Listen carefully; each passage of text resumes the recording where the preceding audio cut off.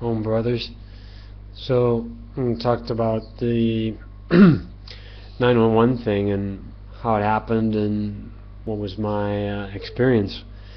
And I think 911 in probably all of our minds is something pretty important, something that sort of, redefined some things for us. What happened was I was in a gym. I was lifting weights and and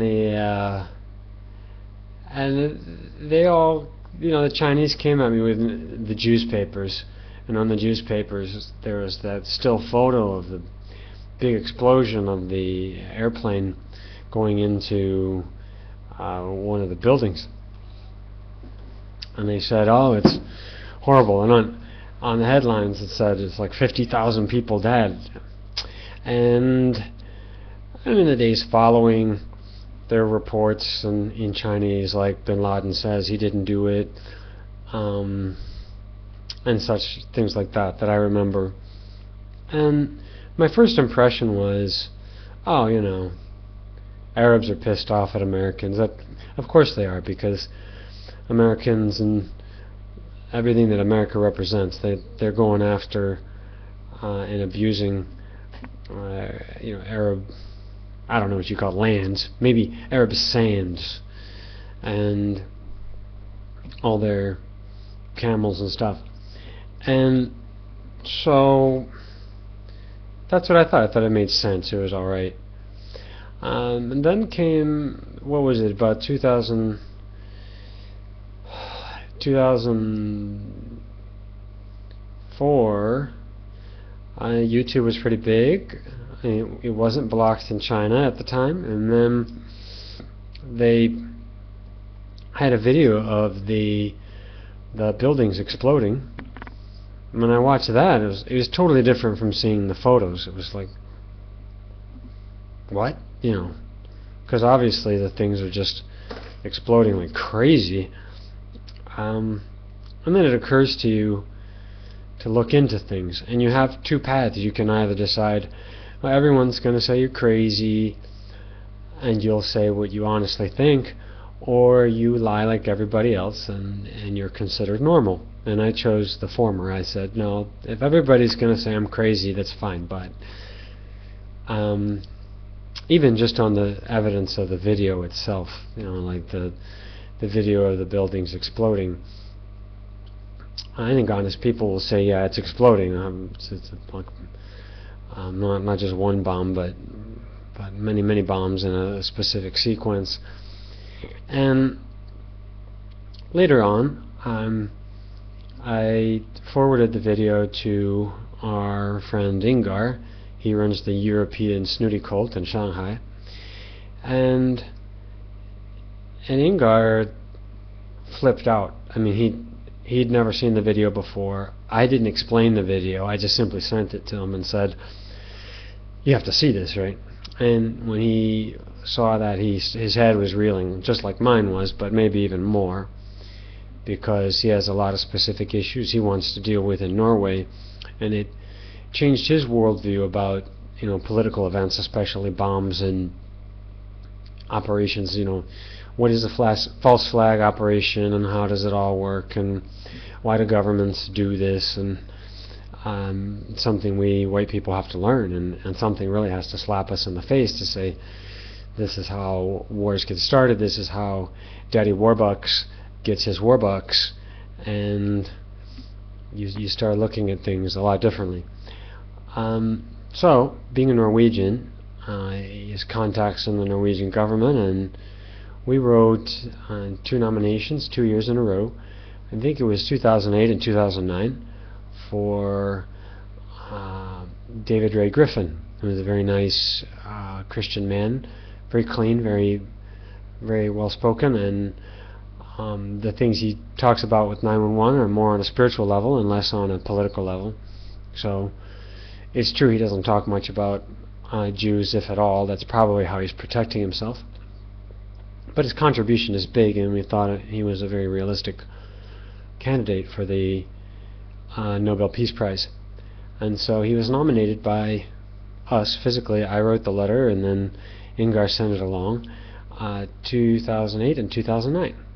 And I suppose being a nominee is good enough, that when somebody who brings forth a lot of information about 911 being a hoax, being a false flag, being all kinds of weird things, and not what it's portrayed to be, that at that point entered the mainstream, and there was a lot of people, I think, getting involved in this truth movement, and the truth movement is controlled by several Jews, and they want to make sure you're not talking about Jews.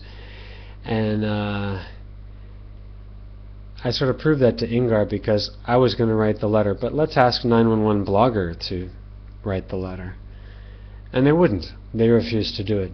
It's a very simple thing to do, and they wouldn't do it. So they're corrupt. They're completely controlled. And it angers me to see like 911 memorials and 911 this and that put on by the government. And we have a 911 memorial in Padova, Italy. It's a glass structure with a perfectly cut, by thermite, a steel beam, perfectly cut to size so it'll fit into a truck so they can take it away. One of those pieces from 911.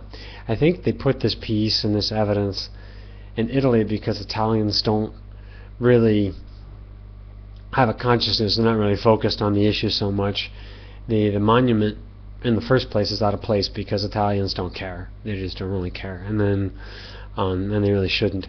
And then on the other thing, that because they don't care, they haven't researched it enough to know why this steel beam would be proof that 911 was a false flag operation and done by Israelis. And so, let me see what else.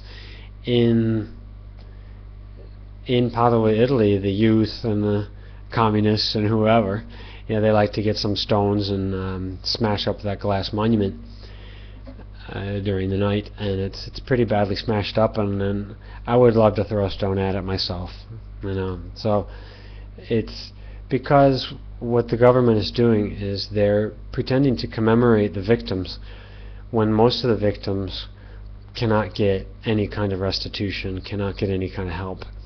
And there are 17,000 victims which, because they breathed in the toxic, the dust, which has thermite particles in it and has molten metal in it, just melted away a good part of their lungs. And to admit that these 17,000 people are victims of 911, and they died within, I think, a week after, they were all in the hospital, critical condition, and then to admit that they died of this, breathing in this dust, is also to admit that the buildings were demolished, because all of this is so proven, and it's so dumb to even, I refuse to debate about it anymore. If you've got your credentialed windbag PhD professor in physics, and he in some peer-reviewed journal shows that the dust has thermite in it, then Bob's your uncle. That's probably the only thing you would need. There's a lot of other stuff that I learned later on, and Ingar and I and everybody else related to us have been delving into this issue sort of out of curiosity. It's not super important to me, but out of curiosity, something to do. Reading about what happened. Basically, there's 7 buildings in the World Trade Center, and people say, well, look at building 7. Well, look at building 3, 4, 5, 6. All the buildings in the World Trade Center were demolished on 911.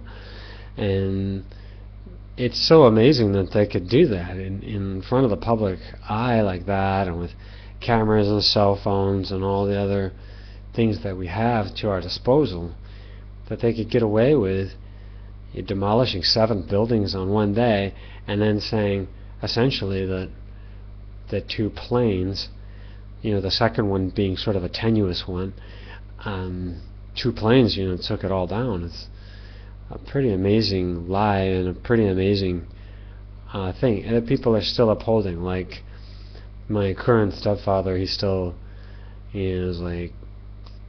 believes the official story.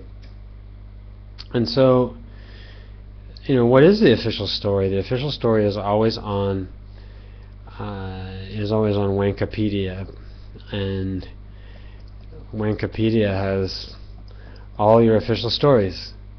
The news agencies follow Wikipedia, and you can prove this on Nobel Prize Day, actually, because there is a specific time, a minute, when the prize is announced. And guess who's the first organization to have the information who won the Nobel Prizes? Well, Wikipedia. Wikipedia gets the news in about 2 minutes. We've clocked it. We have a clock, and and when the news comes out, it comes out, of course, first in Norway, and then you translate it, and then it comes out, and all that. And Wikipedia has it in just like 2 minutes flat. And then CNN and all the other things we think are bigger news organizations, they come quite a bit later. They're more like 5 or 10 minutes after Wikipedia has it. And so there's Wikipedia, there's Jimmy Wales, Bomis porno guy, who always does this with his eyes. He's like, give to Wikipedia, give to us now. He's a total lizard. You have to see those videos. It'll freak you out, so don't watch them before you go to bed, or else you won't go to sleep or you'll have nightmares. But Jimmy Wales Foundation, yeah. So you're a foundation when you're running the international media. That's a trick, isn't it?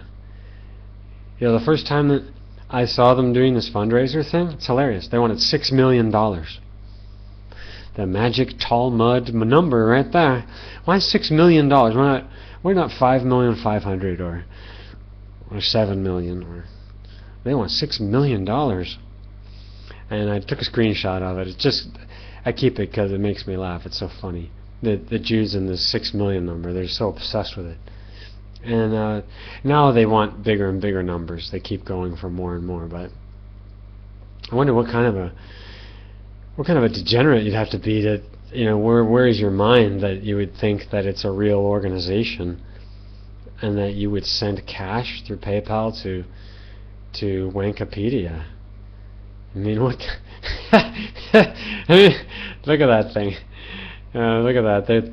Not only is he controlling our information, he's brainwashing everybody, dumbing everything down, lying about the big ones, lying about the big things, lying about Apollo 911, lying about all that, and then on top of that, they turn around and they want your money for it. That's hilarious. And then, their news operation is much more sophisticated than CNN, and nobody realizes that. Nobody can just see that on the website that they get the information first, that they have it down slicker. And I think the reason they're doing this is because more people are getting information online, less people are watching TV, and so they're investing more into the online thing. And now the standard is you go check what does Wikipedia say on this or that. Maybe it's Wicked or Wikipedia, or isn't Wicca like witchcraft? Or it's just pretty funny. And but that's all I have to say as far as I can remember. What was your 911 experience? How did you remember finding out about it? How did you come to realize the truth about it? Let's hear from you, brothers.